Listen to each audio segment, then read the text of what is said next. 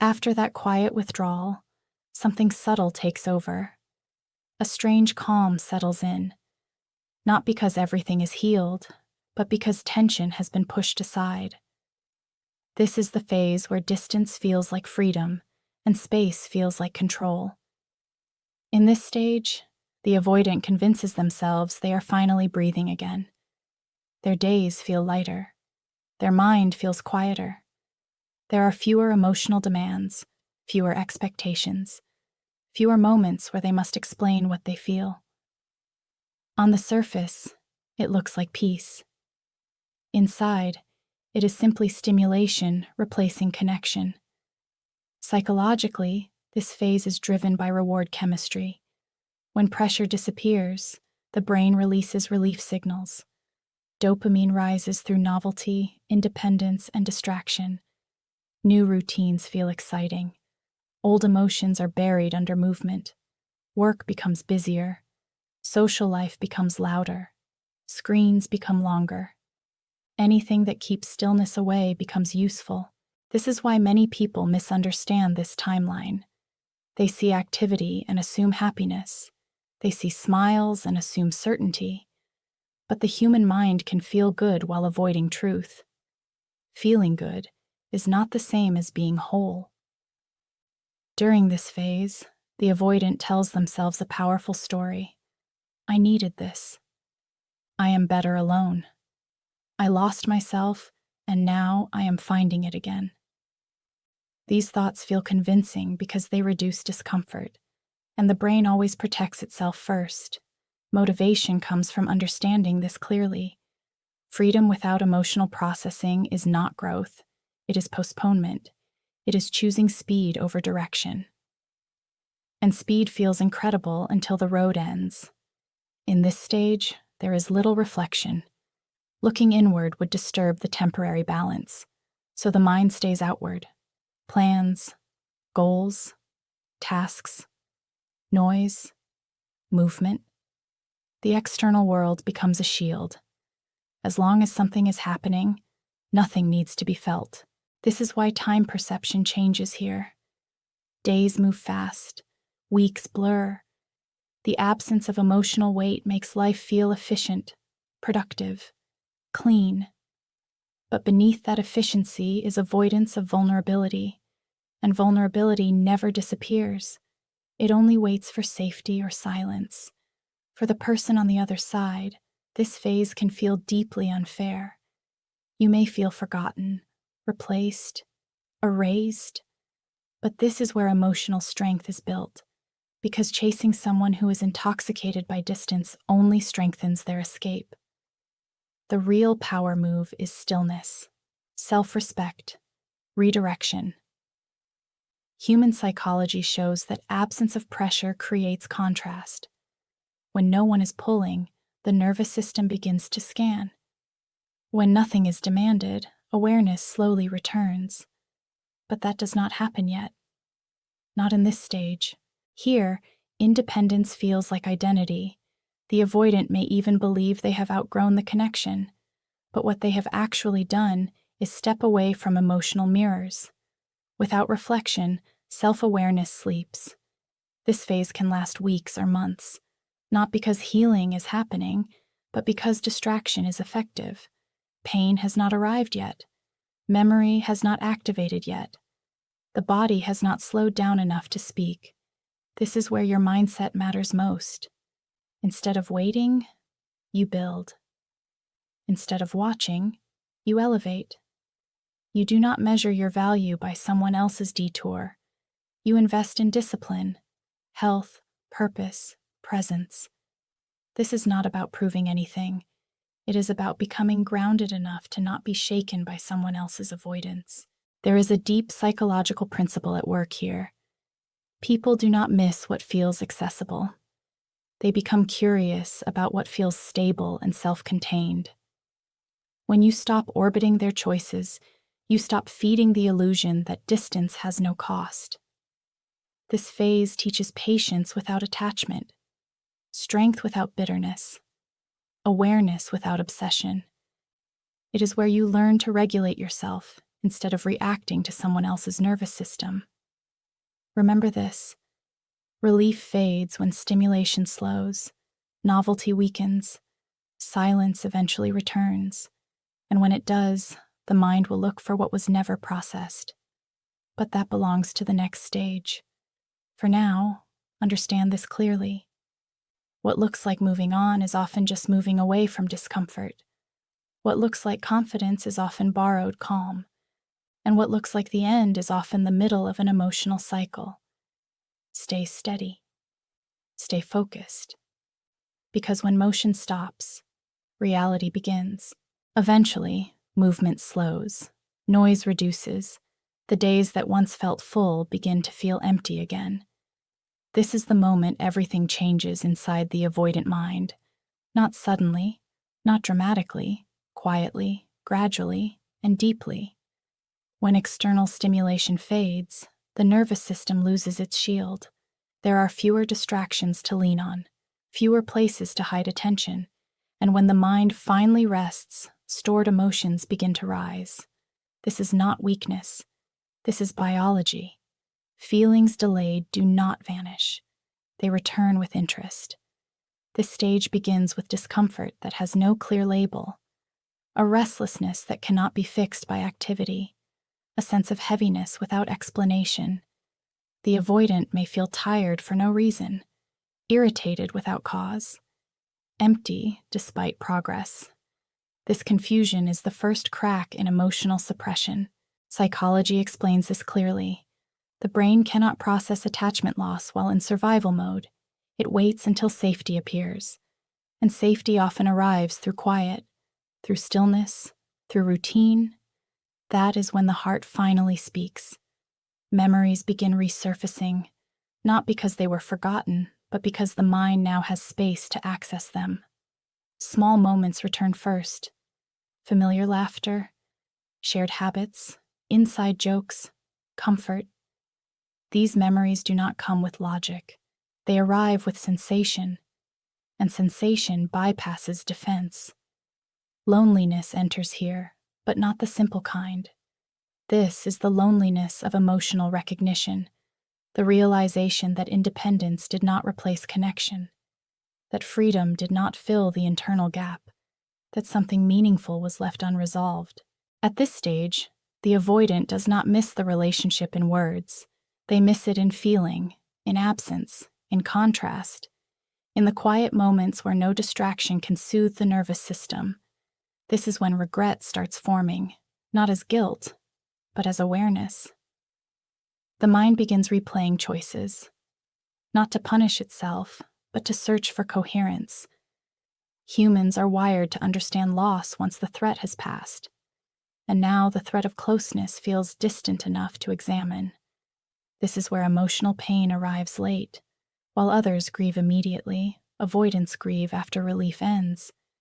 This delay confuses many people, but it follows a consistent psychological pattern. First safety, then truth. Always in that order. Motivation grows from understanding this phase, not romanticizing it.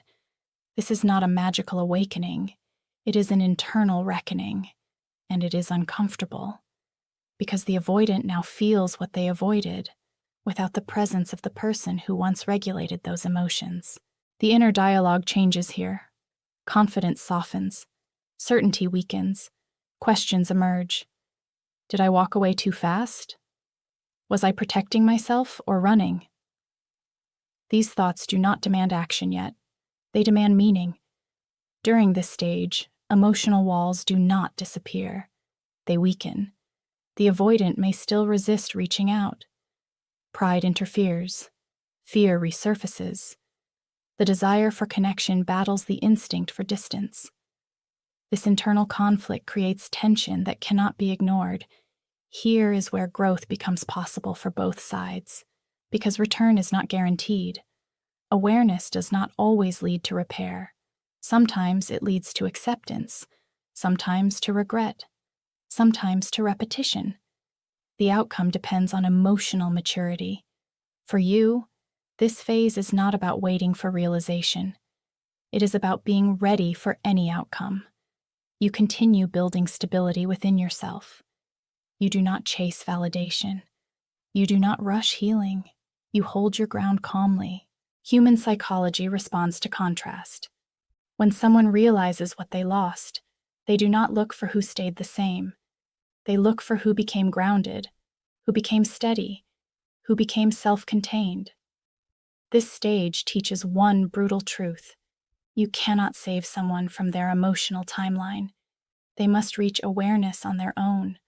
All you can do is stop interfering with your own growth. The avoidant now feels the weight of unresolved attachment. The body remembers safety. The heart recalls familiarity. The mind struggles to rationalize emotional absence. This is the collapse of delayed emotion. But collapse does not mean collapse outwardly. It happens internally, in silence, in thought, in private moments where no one is watching. This is the turning point. Not because action happens here, but because internal alignment begins. The illusion fades, the numbness dissolves, and reality becomes unavoidable. What comes next depends on courage, the courage to face closeness, or the courage to stay distant. Either way, the emotional cycle has shifted, and when awareness meets longing, a decision begins forming. When inner awareness settles, something sharper follows. Not emotion alone, but evaluation. The mind begins to compare. Distance is no longer just space. It becomes measurable. It gains weight. And in that weight, a choice slowly forms. This stage is ruled by reflection, not nostalgic fantasy, but honest review. The avoidant starts noticing patterns, not only in the past connection, but within themselves. Why closeness triggered withdrawal, why silence felt safer than expression, why independence felt empowering, yet incomplete. Here, emotional safety becomes the central theme. The nervous system no longer seeks escape, it seeks balance. The question is no longer, how do I stay free? It becomes, where do I feel most regulated? This shift is subtle, but powerful. It changes the internal compass. Psychology shows that people move toward environments where their nervous system feels less strained. When isolation begins to feel heavier than intimacy, motivation reverses direction. This does not mean fear disappears. It means fear is no longer in control. At this point, memories are no longer random. They are organized. The mind revisits moments of emotional grounding, times when presence felt steady, when connection felt calm rather than overwhelming. These memories highlight what was missing during separation. The avoidant now understands something difficult. Emotional closeness was not the enemy. Lack of regulation was. And regulation is learned, not inherited. This realization brings responsibility. Responsibility creates pressure, and pressure forces decision. There is an internal debate here. One side argues for pride, for maintaining distance, for not reopening vulnerability.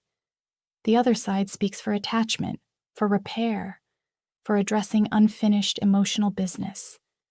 This debate is exhausting. It drains mental energy. It demands resolution. This is when the idea of return enters awareness, not as impulse, but as possibility, not as weakness, but as unfinished connection. Return does not mean running back. It means reconsidering with clearer vision. However, motivation matters more than action here. A return driven by loneliness fails. A return driven by fear repeats the cycle. Only a return driven by awareness has potential for change. And the avoidant senses this, even if unconsciously. From a psychological perspective, humans reconnect when meaning outweighs risk.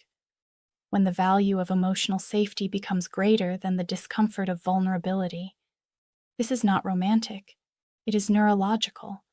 The brain prioritizes regulation over ego when pushed far enough. For you, this phase is about boundaries, not walls.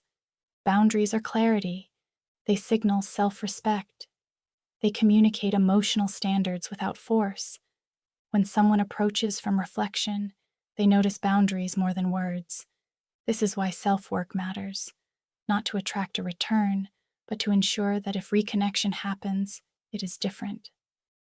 Healthier, more grounded, less reactive. Growth changes the dynamic before a single conversation begins. In this stage, timing becomes important.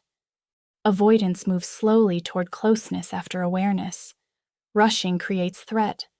Pressure reactivates defenses. Patience allows safety to build. Safety invites expression. The inner question shifts again. Can I show up differently? Can I stay present without disappearing? These questions are heavy. They demand maturity. They demand effort. They demand accountability. Not everyone answers yes. Some choose familiarity over growth. Some retreat again. But those who stay in reflection long enough reach a turning point, a moment where emotional truth outweighs fear-based habit. This is the return window, not a guarantee, an opening, an opportunity created by internal alignment, and openings close when ignored or mishandled. Your role is not to convince, it is to be stable, calm, self-directed, emotionally regulated. Stability is magnetic because it reduces uncertainty. It signals safety without chasing. Psychology confirms this. People are drawn to environments that feel predictable and grounded when their inner world is unstable. Calm presence speaks louder than explanation. If reconnection happens, it is not because distance failed. It is because awareness matured, and maturity seeks resolution. Not drama, not chaos. Resolution. If reconnection does not happen, awareness still serves a purpose. It ends confusion. It provides closure. It prevents repetition. It strengthens discernment. Either outcome reflects growth.